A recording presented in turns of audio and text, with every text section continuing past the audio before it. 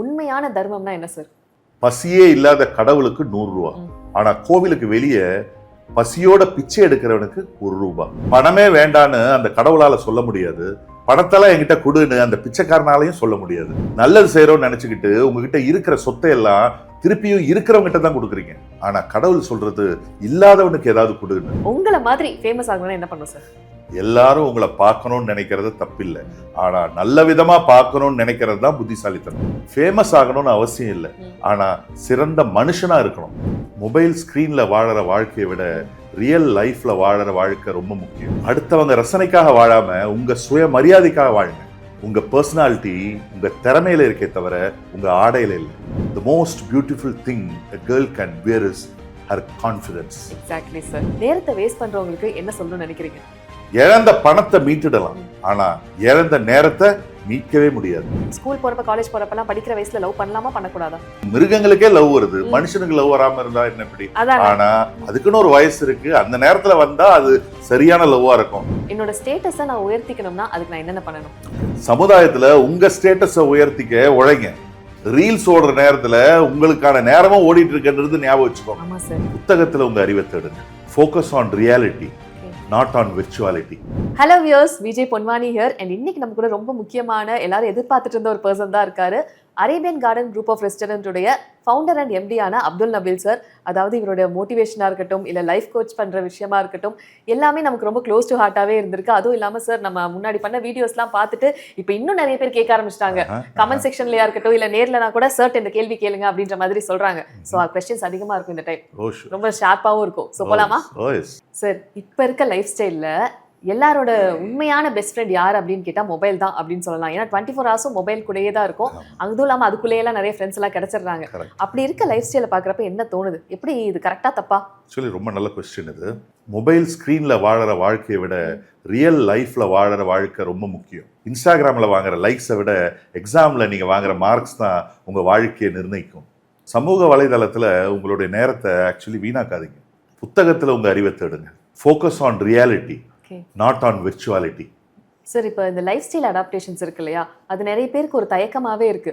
எல்லாருக்கும் இப்போ ஷார்ட்டாக மாடர்னாலாம் ட்ரெஸ் பண்ணணும்னு ஆசையாக இருக்கும். பட் ஃபேமிலி சைடில் நிறைய ரெஸ்ட்ரிக்ஷன்ஸும் இருக்கும். அதை எப்படி மீண்டு வருது? ஏன்னா நிறைய பேருக்கு நம்ம புரிய வைக்க வேண்டிய சிச்சுவேஷன்ஸ் கூட இருக்கும். ஓகே குறைவான ட்ரெஸ் போட்டால் எல்லாரும் பார்ப்பாங்க, ஆனால் கண்ணியமான ஆடை அணிஞ்சாதான் எல்லாரும் மதிப்பாங்க.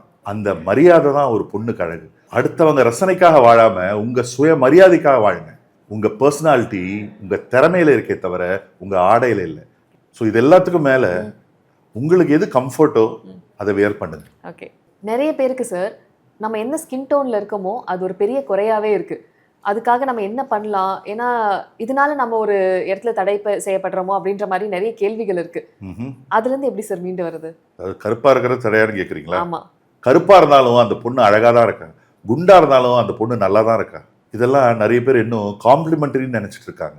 பட் என்னைக்குமே எனக்கு இருந்த ஒரு கேள்வி, அது ஏன் அந்த இருந்தாலும் அது ஒரு பெரிய குறையாவே இருக்கு. அப்போ ஒரு பொண்ணு நான் இப்படிதான் இருக்கணும்ன்ற அந்த ஸ்டாண்டர்ட்ஸ்குள்ள அந்த பொண்ணு வரலன்னா, உருவ ரீதியா நீ ஒரு அழகான பொண்ணு இல்லை அப்படின்றதான் திருப்பி திருப்பி சொல்றாங்க. இதனால நிறைய பெண்கள் தன்னை கண்ணாடியில பாக்குறதுக்கே பயப்படுறாங்க. ஒரு பொண்ணுடைய அழகுன்றது அவங்க எப்படி இருந்தாலும் அவங்களாவே அக்செப்ட் பண்ணி கான்ஃபிடென்ட்டா கேரி பண்றதுல தான் இருக்கு. The most beautiful thing a girl can wear is her confidence. Exactly sir. இதுதான் தர்மம், அதுதான் தர்மம் அப்படின்றதுலே நிறைய கேள்விகள் இருக்கு. உண்மையான தர்மம்னா என்ன சார்? பசியே இல்லாத கடவுளுக்கு 100 ரூபா.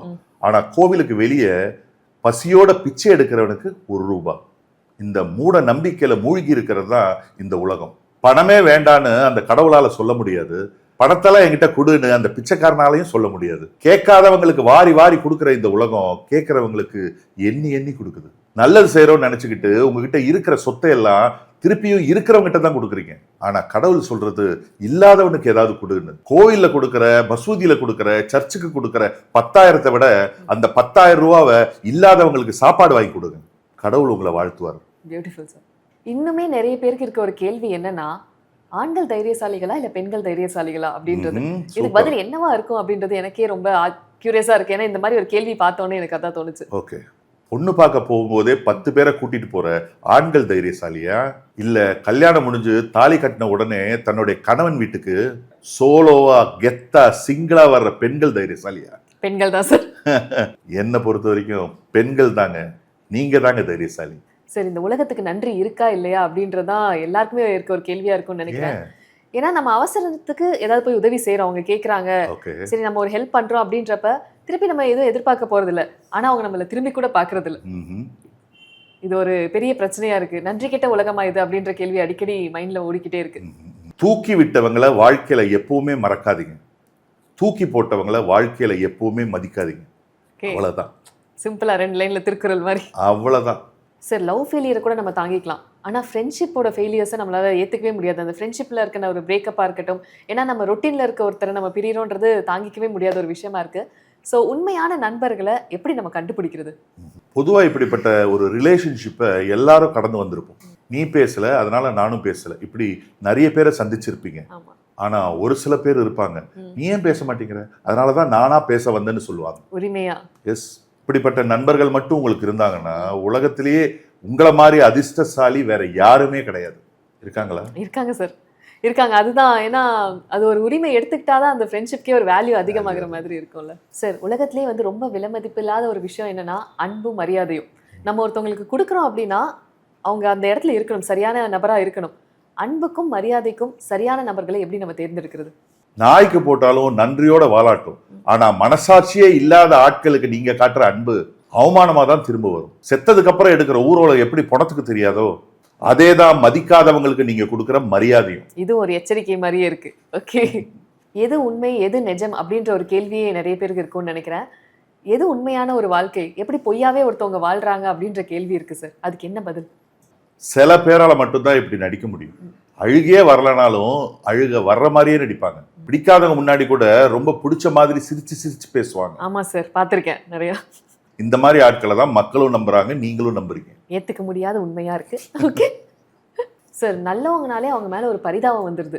என்ன ரொம்ப நல்லவங்களா இருக்காங்க அப்படின்னு சொல்லி ஒரு மாதிரி திகட்ட வச்சிடுறாங்க. நல்லவங்களா இருக்கிறது அப்பாவிகளா? இந்த நல்லவங்களா இருக்காங்களே அவங்கள பாத்தீங்கன்னா அவங்களுக்கு தெரியாத வில்லத்தனமே இருக்காது. யாரும் சீண்டாத வரைக்கும் அவங்க தங்களை காட்டிக்கவே மாட்டாங்க. முடிஞ்ச வரைக்கும் ஒதுங்கி போதான் முயற்சி பண்ணுவாங்க.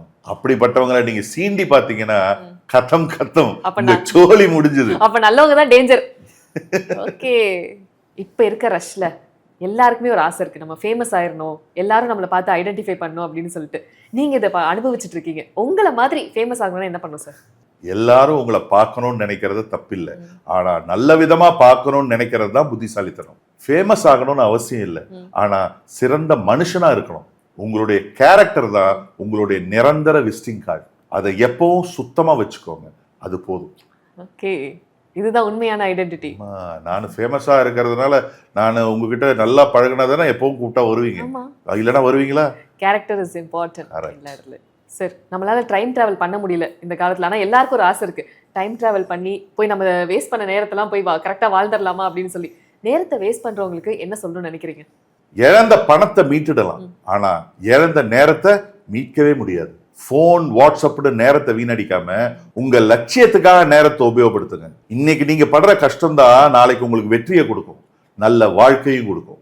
சார், எப்பயுமே ஒரு விஷயம் இருக்கும்ல சார், இப்போ எங்க அம்மாலாம் சொல்லுவாங்க ஸ்கூல் போறப்ப லவ் பண்ணக்கூடாது, காலேஜ் போறப்ப லவ் பண்ணக்கூடாது. அதே தான் அவங்க அம்மாவும் அவங்களுக்கு சொல்லியிருப்பாங்க. இந்த மாதிரி காலகாலமா இந்த அட்வைஸ் வந்து நம்மள தொடர்ந்து வந்துகிட்டே இருக்கு. இதுக்கு என்னதான் பதில்?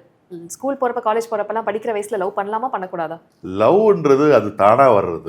இந்த பண்ணலாமா பண்ணக்கூடாதெல்லாம் அதெல்லாம் கேட்டுக்கிட்டு இருக்க கூடாது, அது தானா வர்றது. வேறன்ட்டு யாரும் போய் யாரையும் லவ் பண்ண மாட்டாங்க. அது நம்ம ஆஃப்டர் ஆல் ஹியூமன் பீயிங். மிருகங்களுக்கே லவ் வருது, மனுஷனுக்கு லவ் வராம இருந்தா என்ன இப்படி? ஆனா அதுக்குன்னு ஒரு வயசு இருக்கு, அந்த நேரத்துல வந்தா அது சரியான லவ்வா இருக்கும். சின்ன சின்ன வயசுல 12 வயசு 13 வயசுலாம் வர்றது வந்து இன்ஃபாக்சுவேஷன், அது லவ் கிடையாது. அது வந்து கல்யாணத்துல முடியறது 99% இல்ல. ஆமா, ரியல் லவ்ன்றது எனக்கு தெரிஞ்சு ஒரு மெச்சூர்டான ஏஜ்ல வர்றதா ரியல் லவ். ஒரு 20 வயசுக்கு மேல வர்றது ஓகே ரியல் லவ். என்ன சொல்ல போனா 22 23 வயசுக்கு மேலதான் பொம்பளை பசங்களுக்கு வர்ற லவ் அது ரியல் லவ்வா இருக்கும்னு நான் நினைக்கிறேன். அப்பதான் சரியானவன் யாரு, கெட்டவன் யாரு, நல்லவன் யாரு அப்படின்னு அவங்களால புரிஞ்சுக்கிட்டு பழக முடியும். அது வரைக்கும் ஒரு ஒரு ஒரு ஒரு அதெல்லாம் சைட் அடிக்கிறது, அது ஒரு அது வேற, அது லவ் கிடையாது. எல்லாமே உண்மையா தெரியும் ஒரு காலகட்டத்துல நமக்கு. எக்ஸாக்ட்லி. என் லைஃப் ஸ்டைல் பில்டிங் அப்படின்றது வந்து ரொம்ப தேவையான ஒரு விஷயமா இருக்கு. என்னோட ஸ்டேட்டஸை நான் உயர்த்திக்கணும்னா அதுக்கு நான் என்னென்ன பண்ணணும்? ஓகே, மொபைல்ல அடுத்தவங்க வைக்கிற ஸ்டேட்டஸை பார்த்து ரசிக்கிறத விட சமுதாயத்துல உங்க ஸ்டேட்டஸை உயர்த்திக்க உழைங்க. ரீல்ஸ் ஓடுற நேரத்துல உங்களுக்கான நேரமும் ஓடிட்டு இருக்குன்றது ஞாபகம் வச்சுக்கோங்க. ஆமா சார். வேடிக்கை பார்க்கறத நிறுத்திட்டு வெற்றியை நோக்கி ஓடுங்க. உங்க வாழ்க்கைக்கான ரிமோட் உங்க கையில தான் இருக்கு. யார் கையில இருக்கு? எங்க கையில தான் இருக்கு. எஸ். ஓகே. யாருக்குமே சார் இப்ப 9 to 5 ஜாப் போறதுலாம் விருப்பமே இல்ல. எல்லாரும் நம்ம ஒரு பிராண்ட் ஆகணும், நம்ம ஒரு ஓனர் ஆகணும் அப்படின்ற ஒரு ஆசை தான் இருக்கு. சோ பிசினஸ் பண்ணும் அப்படின்னு நினைக்கிறவங்களுக்கு என்ன அட்வைஸ் கொடுப்பீங்க? மத்தவங்க ஓடுறாங்கன்னு தயவு செய்து நீங்களும் ஓடாதீங்க. உங்களுக்கான பாதையை நீங்க உருவாக்குங்க. உங்ககிட்ட என்ன திறமை இருக்குன்னு முதல்ல கண்டுபிடிங்க. அது பிசினஸா எப்படி கன்வெர்ட் பண்றதுன்னு யோசிங்க. ஒவ்வொரு நாளும் புதுசா ஏதாவது ஒண்ணு தெரிஞ்சுக்கோங்க. நேற்றைய உங்களை விட இன்றைய நீங்க சிறந்தவரா இருக்க முயற்சி பண்ணுங்க. வெற்றி உங்களை தானா தேடி வரும். ஓகே, அப்கிரேட் ஆயிட்டே இருக்கணும் ஒவ்வொரு நாளும்.